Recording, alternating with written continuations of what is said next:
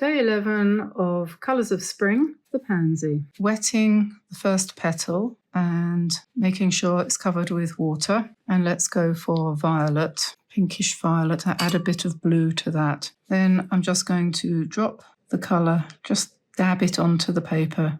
I'm using a piece of Meaden watercolour paper today. And then I'm painting a tiny bit of lilac in here as well, trying not to let it run by keeping the water away from the adjacent petal, and just up here too. This one's in the background. Then we want some cadmium yellow for the centre here, and we'll let the paint finish the painting all by itself. It's going to run, and don't judge it yet, don't judge it, but take a credit card with corner cut off and just scratch in some veins like this, and with any luck they'll show up a bit darker and come this direction too. I find a credit card is one of the best things to do this with. You can use any sharp pointed object. Just let that sit for a bit.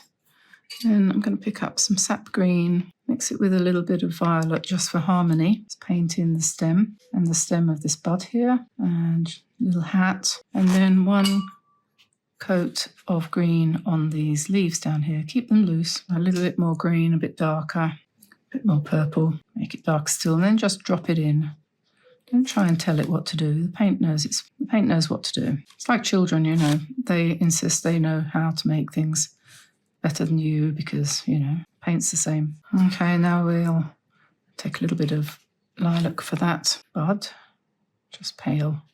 And then just for fun, let's do a second one. This time I'll do all the petals first. Did I do that before? I don't remember. I'm going to do this one in blue, but I'm going to do it the other way around because I'm going to put the yellow in the centre first. Then I'm going to pick up some lavender blue and drop that in around the bottom edge, very lightly up the top here, just in places. Then we'll go back to the green. This is more bluish green because I've added some blue to it. Then we want just a tiny bit of something dark in the centre there, and maybe a smidgen of shadow on the stems, just a few dots. Scratch in the veins on these leaves.